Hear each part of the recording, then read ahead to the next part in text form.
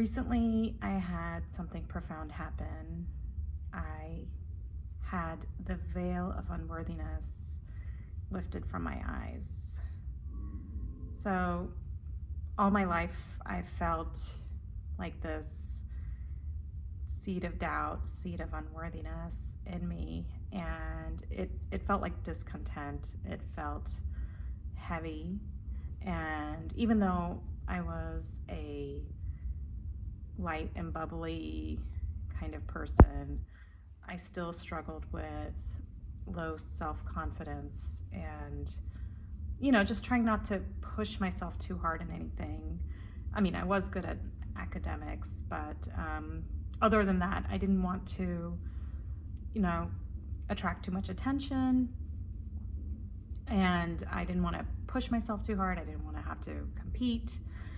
And, when I got into relationships, I would be very seductive and playful in the beginning, but as time would go on, I would be controlling and emasculating, as I'm now seeing. And so I couldn't understand this part of myself. I'd done all this inner work. I meditated, I did Vipassana, I did mindfulness, I did divine feminine work, you name it.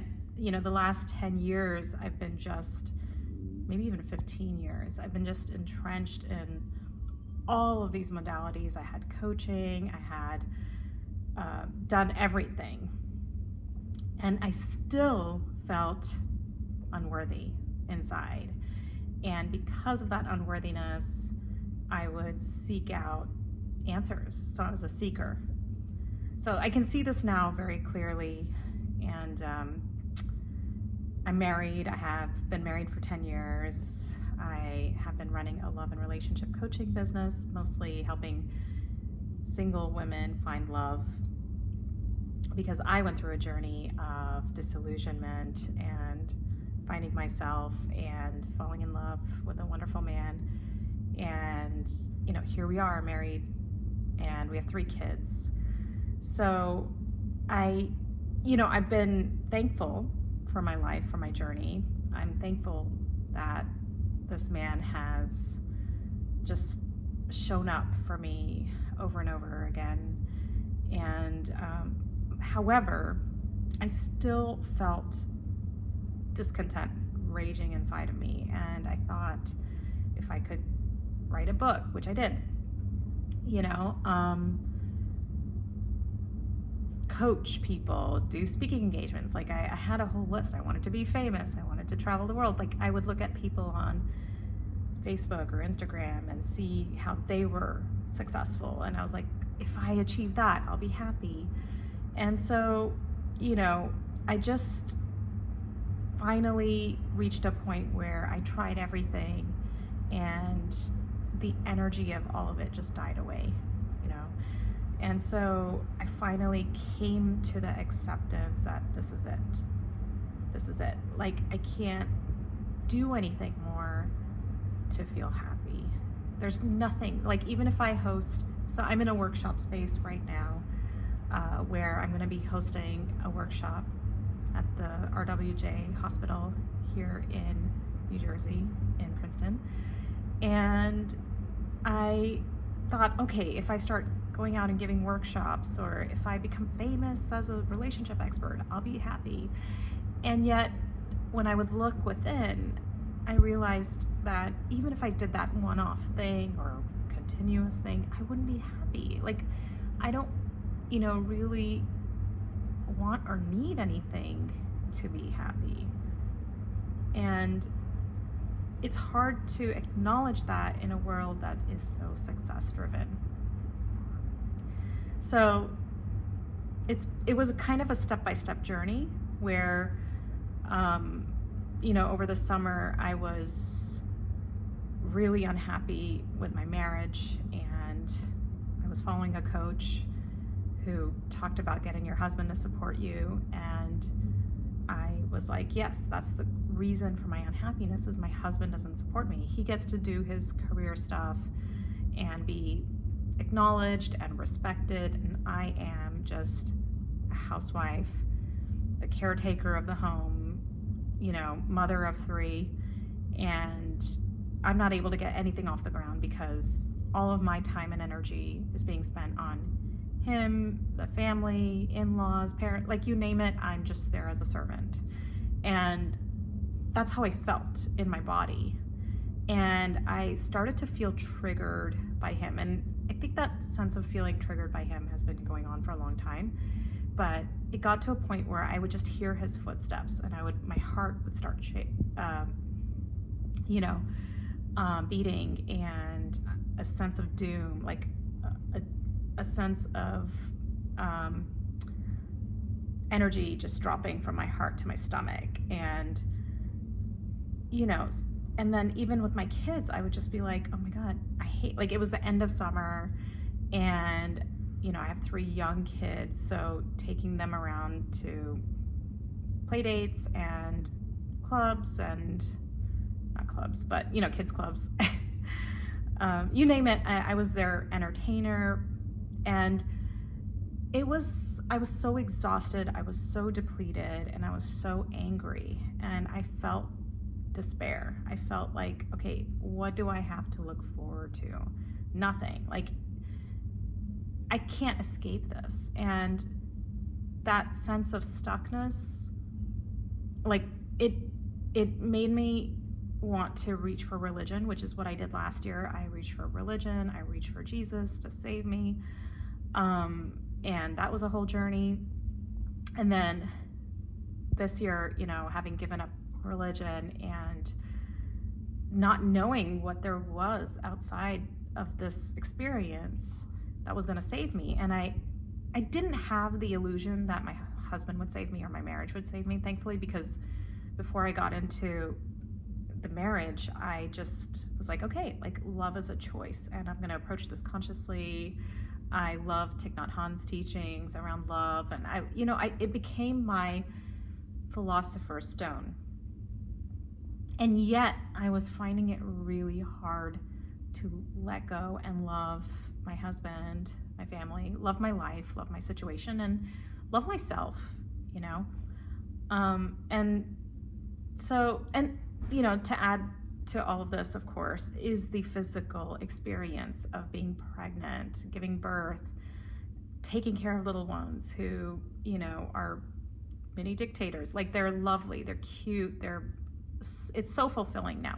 Now I can say it's so fulfilling to be a parent. And I've always felt this way, but you don't feel a sense of control over your time, over your energy, over your body. No autonomy, it feels, right? And so I had the sense that I'm replaying my mother's life.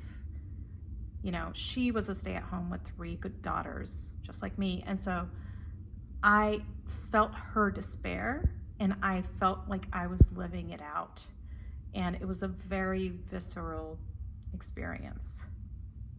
And even though I tried very hard to not be like her, like get my degrees, have high-powered jobs, write a book, like have a coaching business, whatever. I tried to not be that, and then here I am in that same position. And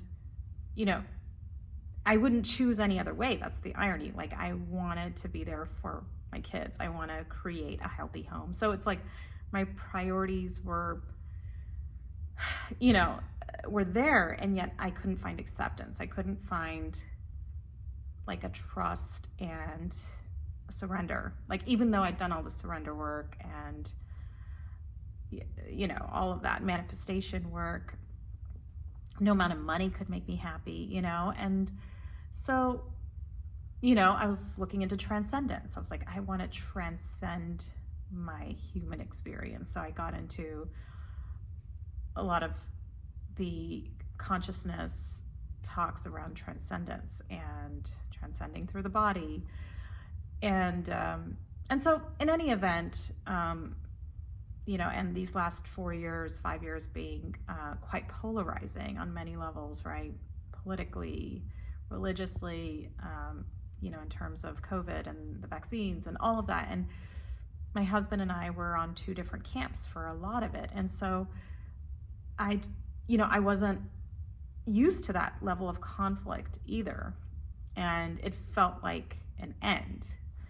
And thankfully, we had couples, counseling, specifically imago therapy, which I love the framework of it, that helped, keep us connected throughout. However, I found that my trust was diminishing over time. It probably wasn't there, my,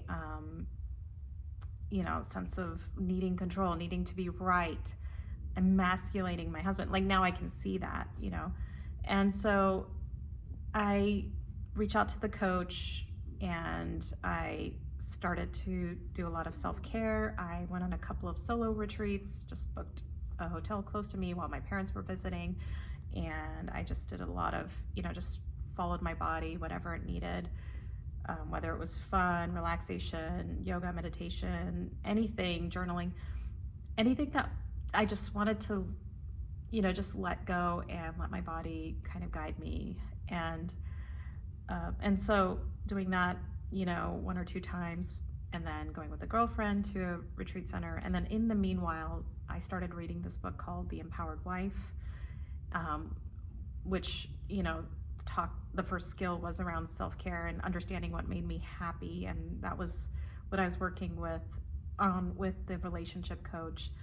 And I realized I don't know what would make me happy. And so that's what started that whole journey of like, well, what would make me happy? And as I went through that process, I started shedding all of these layers, all of these identities that I was holding on to, the coach, the mom, the wife, the South Asian person, the whatever, and it just, and I guess that shedding has been going on for a really long time, the successful person, the whatever. And it just came to a point where I was like, nothing will make me happy because there is no self.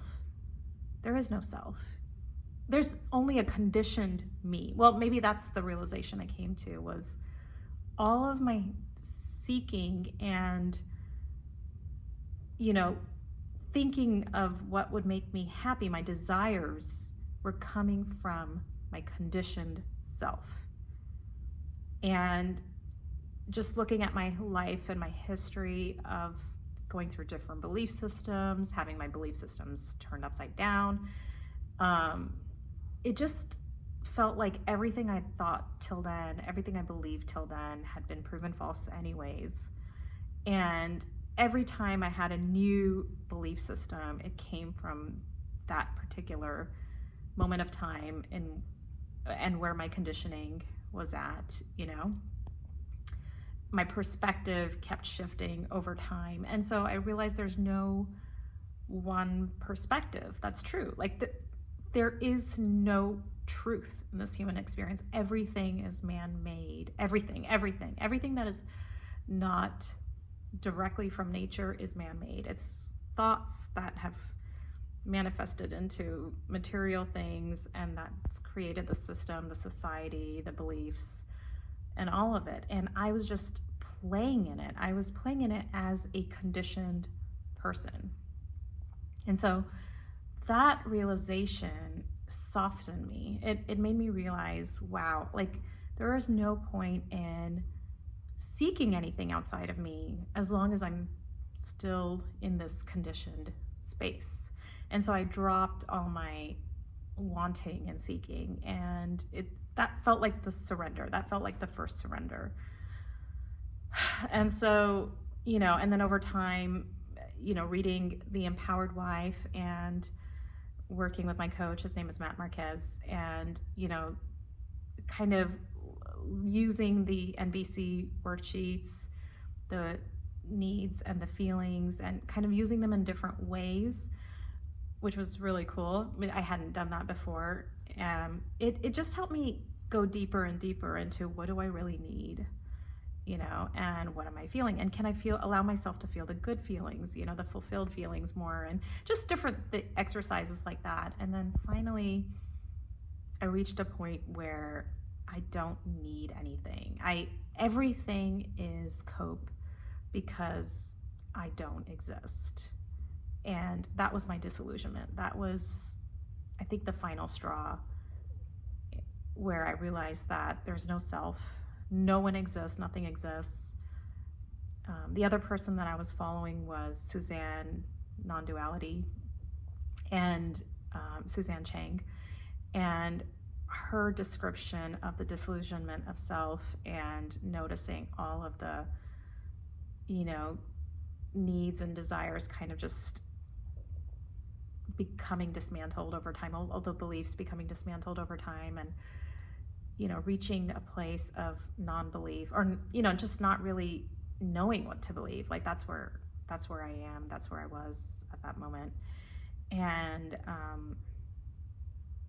just seeing that nothing exists, and I don't think I felt any despair about it. I was like, wow, like, thank you. Like, I'm finally relieved to know and feel that I don't exist, because I've always felt like an imposter. I've always felt like I don't exist. Why am I celebrating my birthday? And it didn't come from low self-worth. It just came from, this isn't, like, none of this feels real, I mean, it is real. The human experience is real. Like, for instance, giving birth was real. Feeling my hormones raging was real, right? When I was going through postpartum depression, and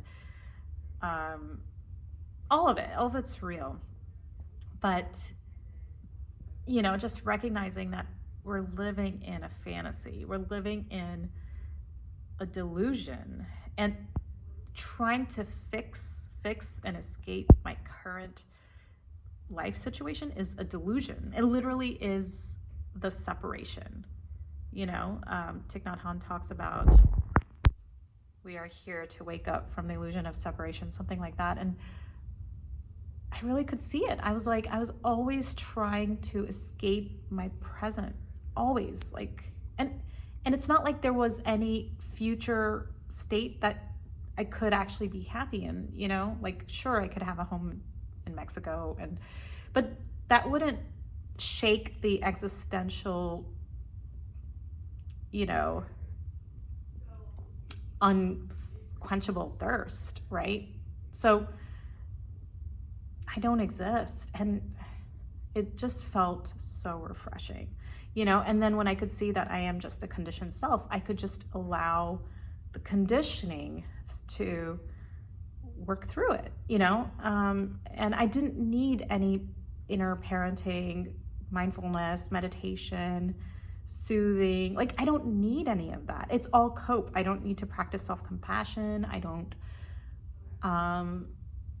need to practice compassion for others. If I'm feeling hatred towards something, like one time I just sat there and allowed myself to acknowledge that I hate motherhood, I hate marriage, I hate life. Like, in that moment, just allowing the hatred to arise and facing it, and then being acknowledged that, hatred is the opposite of love, but it's the same. It's two faces of the same coin. Where there's love, there's hate. And that's because, and there's no because, but, just acknowledging that the human experience is hard, it's difficult. And even though there's a desire to love unconditionally and have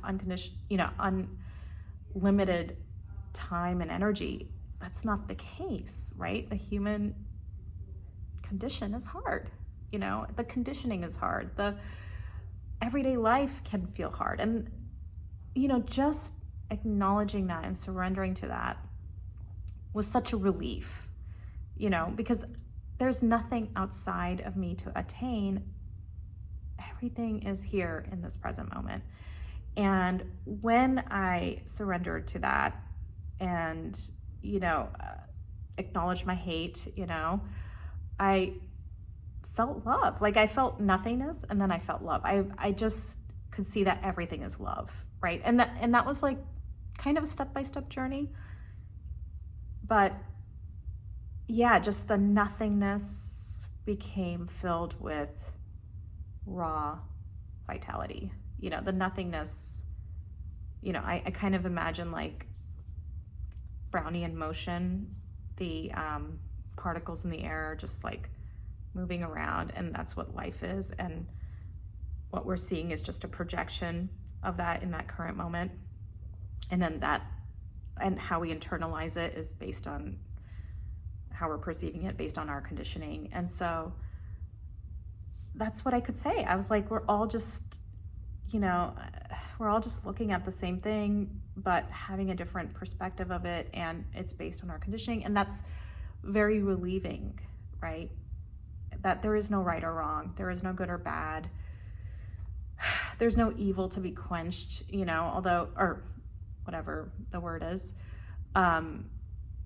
Although now, most recently, as I've faced my veil of unworthiness, right, I had it released from my eyes, I could see my own evil ways in my marriage, my relationship with men specifically, and which probably reflects my relationship with life in general. And that's what I'm, hoping to share and document in this journey is, my awakening as a wife, as a partner, and seeing how in my delusion I hurt other people. And right now I do feel a sense of regret, I don't know if I feel shame, but the regret and the horror are there. So I'm just allowing myself to feel it, acknowledge it, accept it, because that is part of the human experience, right? When you accept Jesus, you accept you're a sinner, and then you feel it, you feel the regret, you ask God for, mercy. And it's kind of the same thing, it is like, okay, like I could see how in my delusion I was controlling, I was manipulative, I was insecure, I was never happy. And, of course, this idea that nothing exists, right? But what does exist is my reality, my current existing reality, which for me is my marriage and my children. Almost anything outside the home is questionable at this point because I'm not having that direct experience.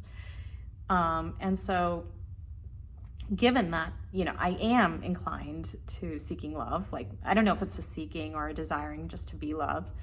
And that was the intention I had getting married and having kids and living a life, a fulfilling life, whatever that looks like, having that permeate through my creations, through my connections with the outside world.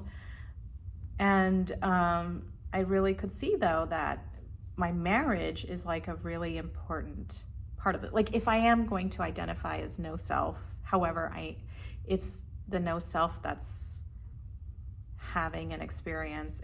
I'd rather it be a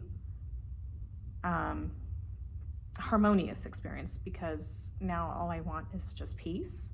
And for me, peace begins in the marriage, which then gets reflected in how we raise our kids and how we live this life, and just trying to understand my role in my delusion and unwinding from it, and hoping to share that also along the way so that you, as an awakened woman, can undo the harm that you're causing in your conditioning, by your conditioning and delusion. So again, I don't want to give any prescriptions or coaching or advice, because I'm not that. I mean, I am that, but I'm not. I am just sharing my journey as it's unfolding. So I don't feel any hope. I don't feel any desire, like, oh, I need to start some, and maybe I am noticing some desire in me to share, and it's coming from that place of shame and regret. I can see that, but also just a bubbly excitement as well about this new revelation. And I acknowledge that none of this is real, and it's probably still my conditioning playing out, but I'd rather be engaging with it and following my aliveness, because that's what feels true, right? I can't just sit in my room and do nothing. I want to feel what's alive for me and follow it. And that's, you know, kind of my intention, is just to follow my aliveness, whatever is arising. There's no good or bad. There's no one there. I'm not here, and yet there's life happening, and I want to be engaged in life in whatever way as a known self. And so that's it. That's my journey. And I hope to keep sharing about this along the way. Thank you.